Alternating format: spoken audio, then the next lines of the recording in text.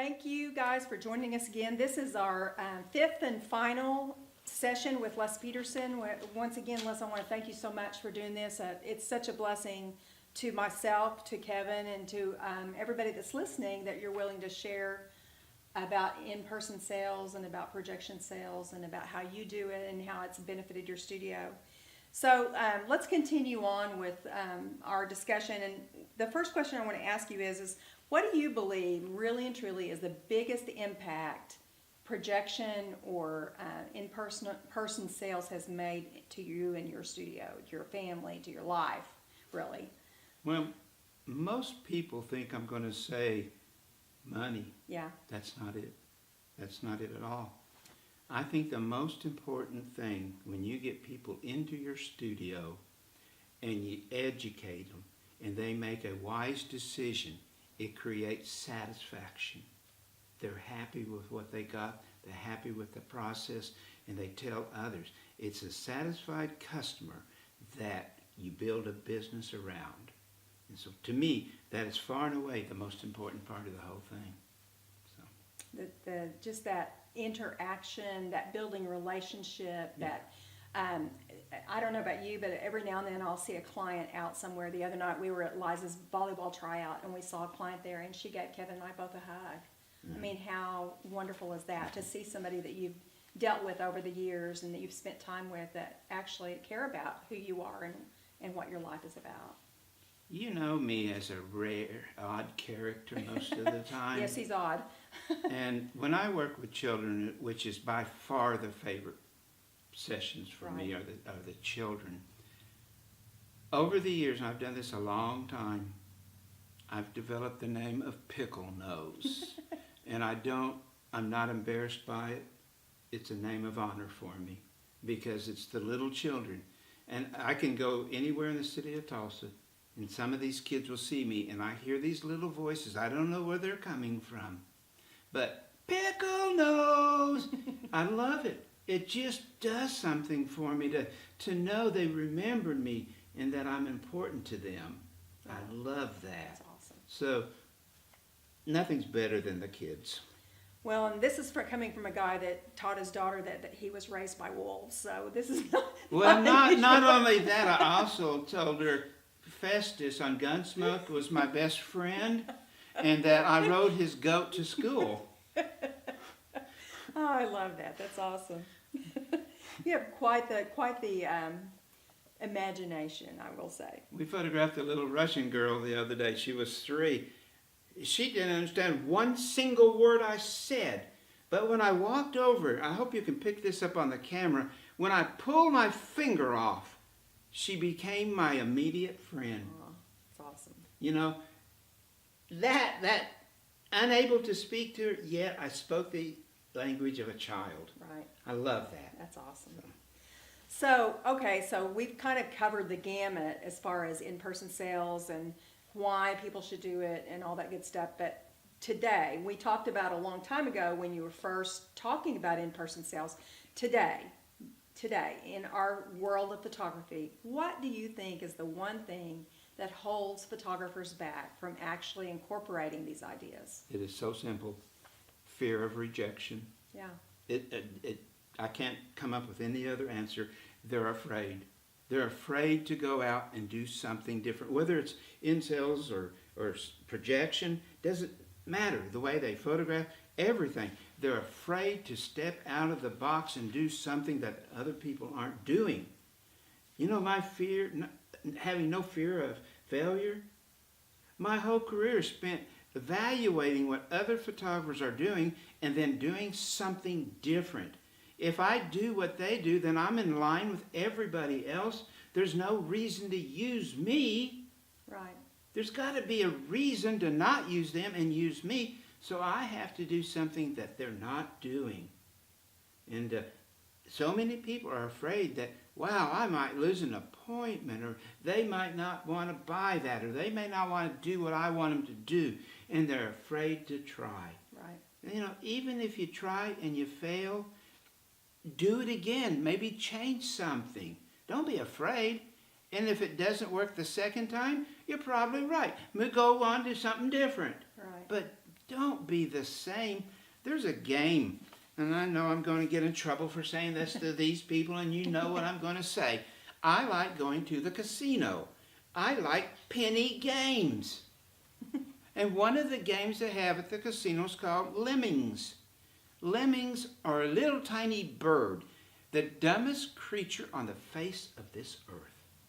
Because when there's a flock of lemmings, if one starts walking, they all follow them off the cliff. The lemming, if you get a bonus, the lead lemming walks off the cliff, falls into the ocean, and drowns. And the more lemmings that follow him, the more money you get. Don't be a lemming. Don't be a follower. Be a leader. Yeah, that's good. Well, Les, what about photographers? I know that we watched you over the years, that you started in was it a 4,000 square foot studio? Well, we started in 2,000 feet and expanded, yeah. 2 to 4. And then you went to an upscale studio and went down a little bit to maybe 2,500. 2,500, which was an amazing studio. And now you have your studio not inside your home, but connected to your home. But there are people out there, lots of photographers out there, that don't actually have a studio space. Mm-hmm. So what kind of advice would you give them if they wanted to start projection sales? How would they do that if they don't own a studio, if they don't have a space that they can show it? I'm not one that likes to make excuses. Right. And I don't like people that want help making excuses. If I give them advice and they start making excuses, it really turns me off. You know, it bothers me. Don't make excuses. Make it work. Make it work. My Huffnagel display. A lot of the studios now tell me they're not going to do that because they don't have a storefront location. And so my answer is this. Pick an image. Make all the sizes that we told you. Instead of mounting them on a board, have them mounted on a canvas. Don't mount the canvas. Have the lab trim a 2-inch border of canvas all around the print. Stack them by sides. Roll them up. Mail them to me. Keep the tube they came in and carry that tube into the home. And lay those pictures out so they can compare sizes. So you're saying actually take the projector into the home and project No, I didn't it say there. projector. I said move, but I am going to. Oh. I said take those canvases, Right. the Huffnagel display. Huffnagel display does the same thing in their house as it does in a studio. Sure. Now, well, you don't have to take 2 projectors and dissolve and all the stuff we used to do. Not the truth. You know, that broke your back moving that. Now, one little tiny projector, walk into the home and project the images. Project them where they want to have the picture displayed. Show them over the couch what it looks like, over the mantle, what size would look best. Do it in the home. There's no excuse not to do it except this excuse of fear. Right. So don't be afraid. Just do it. And you may have to refine it from time to time. I do that over the years. Nothing's exactly the way it was when we started. You know, there was no such thing as digital when we started. And now look, you have to adapt. There's no excuses. Do it. And so that, once again, that could even be turned into a benefit. When you're talking to that client on the phone, you could say, you know what? We care about you so much. We're willing to come and project in that space to make sure that we're going to get the right size. Right. So rather than saying... That's probably even more powerful than having Right. come into my location, because they're seeing against a wall that they don't have in their home. Right. We don't have their furniture. We don't have their colors. So if you're in the home doing it, it would be a much easier sell than at the studio. Right. So you turn that, I don't have a studio, into a positive by saying, you know what? Yep. I'm willing to come to you. Yeah. Right. And tell them why. So sell the benefits once again. You got it. Yeah, that's right.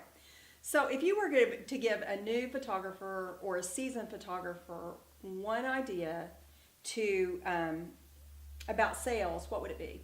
The one thing that they can't live without. I can't express this enough. The Huffnagel display. The Huffnagel display. It's the simplest, easy way to get people to move up in sizes. I've never had anybody tell me anything better than that. Really? Yeah. So that's the one thing. Yeah.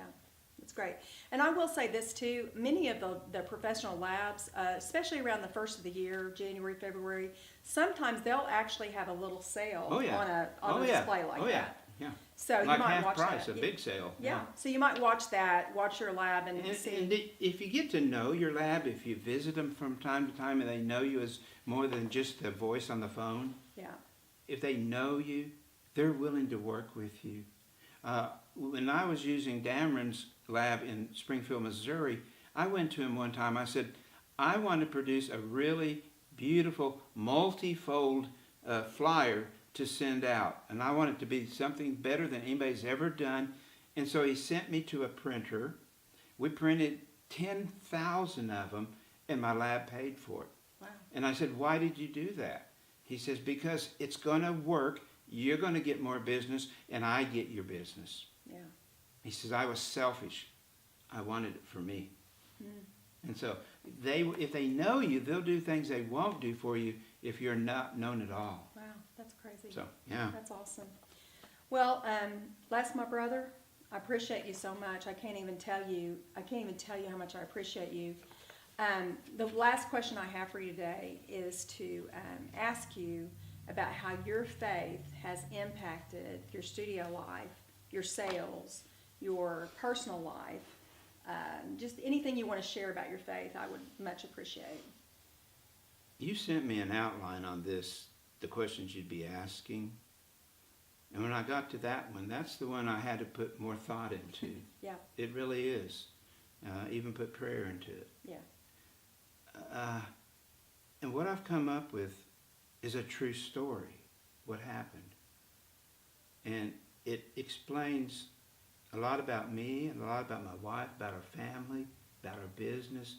It pretty much, in one way or the other, covers it all. Yeah. When I opened my business in 1976, like any new business, we worked 100-hour weeks. That's just the way it is. I don't care what business you're in. When you start a brand new business from scratch, you put just an enormous amount of time and efforts into it. Yeah. And so for 2 years, I worked 100-hour weeks. 7 days a week I was working. And I would get up in the morning and it'd be dark out. Every morning I'd do the same thing. I'd go to my daughter's room, who was 1 year old. And I would stand in the dark of her room at the end of her crib and watch her sleep. Then the evening, after a long, long, hard day, I would come home in the dark. And I'd go in the dark to her room, stand at the end of her crib, and watch her sleep. And this went on for a long time. What I'm going to tell you didn't happen the same day, but it felt like it. It was as though it was the same day.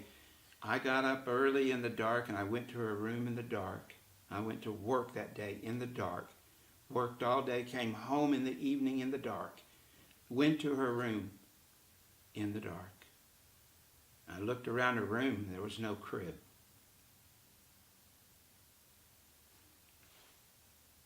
In its place, my wife had purchased a child's bed.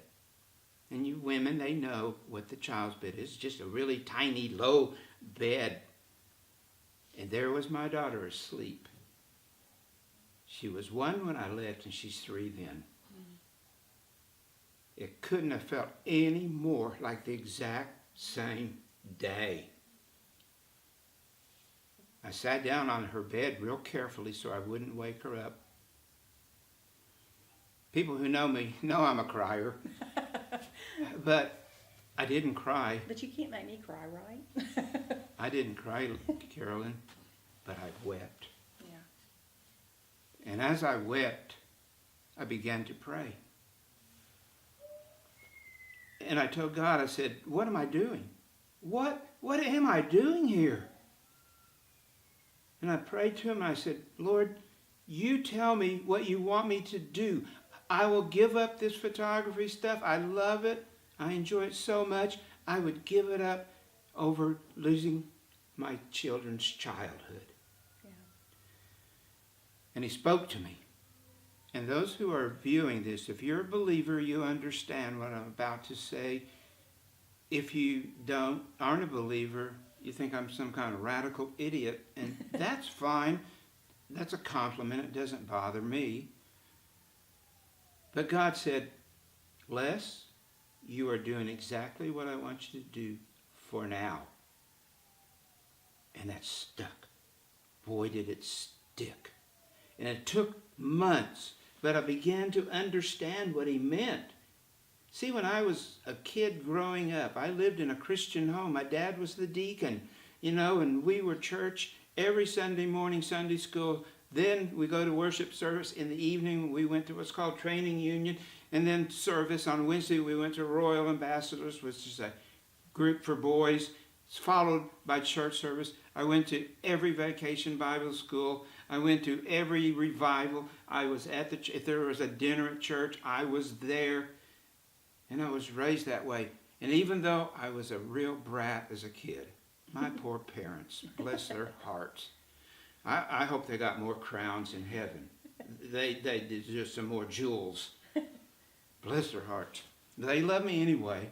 But I always thought I was going to be a missionary, a pastor, or an evangelist. I honestly thought at some point God's going to pick me up, put me in divinity school, and I'm going to be a pastor or a minister or an evangelist or something. And it never happened. It never happened. But then one day, it registered. This is where he wanted me. Mm-hmm. This photography is my calling. This is my mission field. My sessions are the harvest. How am I going to act and treat? I don't think I should be a preacher when I'm photographing a high school boy, but I have to be able to let them see Christ in me. Salt and light. I have to be that light. And what I'm doing, God put me here, and I believe he thinks it is as important as if I was a minister, because this is where he wanted me, and I've tried to be true. Now I'm going to brag on you and Kevin here a little bit. We're all members of the International Christian Photographers. Been renamed out here. Yes, it has. Okay. It's But for Christian me, professional photographers. I still say international. You're not going to break me. They're International Christian Photographers. Carolyn was first. She served 3 years as vice president, 3 years as president. I served 3 years as vice president, 3 years as president. Kevin did it, 3 years vice president, 3 years president. That's 9 years.